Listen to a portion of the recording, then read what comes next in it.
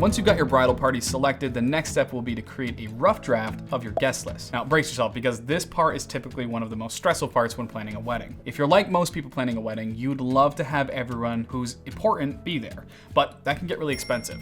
Even just going with friends and family can get out of hand real quick. You're gonna feel like you're offending those people who aren't able to make it onto that list, but I've got news for you.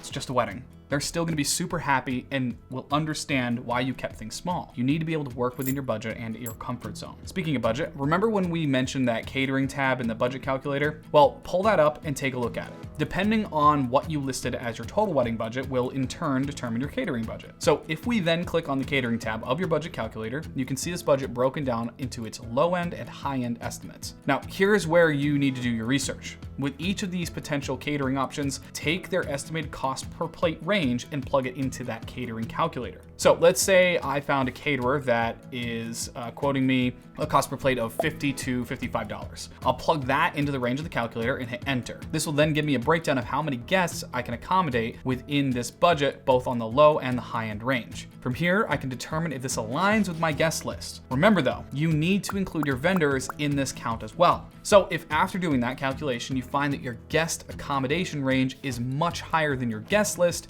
then great, you can choose to build a fancier menu or otherwise move that budget to a different area. But if your guest accommodation range is lower than your guest list, then you need to make a decision. You can either trim away that guest list, lower your cost per plate range by having a less fancy menu, or pull in some more budget from somewhere else. Whatever you decide on is your call, but at least with this calculator, you'll stay more informed. So let's jump back into that planner and dedicate a few pages to the guest list. Now this is gonna be your first draft of the guest list, and for this, I want you to write down everyone you would love to have at your wedding if price was no option. List your family, all your cousins, your friends, their girlfriends, their boyfriends, everyone who you might want to be there, and leave plenty of space because this list will probably continue to grow once you realize you've forgotten someone. I personally love using Excel or Google Sheets for this part because it gives you the option of staying organized when you're entering these details in. You'll also save yourself a step when it comes to importing your guest list for making your wedding invitations. We do this just to get a visual of how many people you might potentially have on the big day. So once you think you've got everyone accounted for, total them up and write that number up at the top. If you're like most of us, this list is probably sitting somewhere between like 130 to 250 people. Don't worry, we're gonna consolidate that. Now that you've got that number, I want you to assign $100 to the total number of guests. Does that make you want to throw up? Good.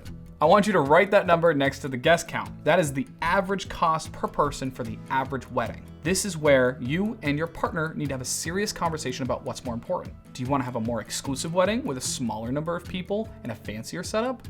Or would you rather have a more simplified but inclusive experience for all of these guests? The important question you need to ask yourself is, can you really connect with 200 wedding guests over a few hours celebration? Or would you be better off celebrating with a more manageable number? Also keep in mind that the number of guests you decide on is going to drastically adjust the budget for food, beverages, party favors, invitations, and pretty much every other detail and aspect of your day. Food alone is going to be one of the largest expenses at your wedding. So now I want you to take that same number of guests and multiply it by $40. This new, much more digestible number is what it would cost for you to have that very inclusive guest count, but at a much more basic wedding. The food options will be limited, the decor is gonna be less fancy, tables, favors, all that, more affordable, but ultimately still very possible. So now we know how much it's gonna cost to host your inclusive wedding, whether it be on the low end or the high end. Let's do the same thing, but with a consolidated guest list. Now I want you to create a second version of your guest list. This time only including the people who you consider to be a necessity. I'm talking about your immediate family, your best friends, anyone else who you're gonna have there without a doubt. So once you've got that total, write that up at the top and repeat your math. Multiply that number by $100 per guest and $40 per guest. Now, more often than not, this ends up being the list that most people decide on. Then depending on where you're at in the budget, you can then begin to add a few people here and there from the first list until you reach a point of equilibrium between inclusiveness and affordability.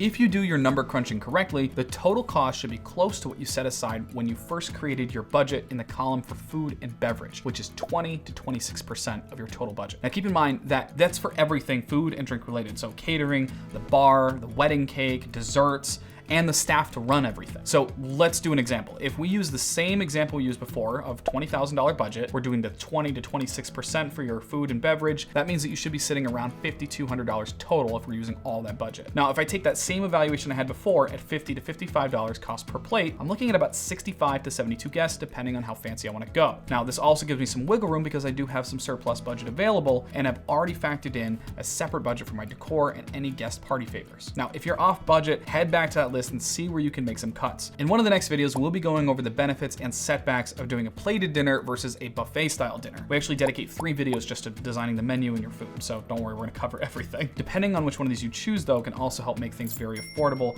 and allow for more flexibility in the guest list. And if you want to use that budget calculator I was using, you can find that right in the resources listed down below. Just be easy on yourself because this part is going to take some time and will likely be frustrating, okay? Nobody's good at math, and if they are, they're weird. Stay away from them. We don't talk about those people. If you have any questions about what we covered in this video, please post those right in the private Facebook group, and feel free to tag one of us if you need help with any of this. You can also email us directly with any personal questions at support@wedeverything.com. We'll see you in the next video. Thanks for watching, you guys. Hope you enjoyed it. Don't forget that you can subscribe to our channel right here, and we will see you in the next video.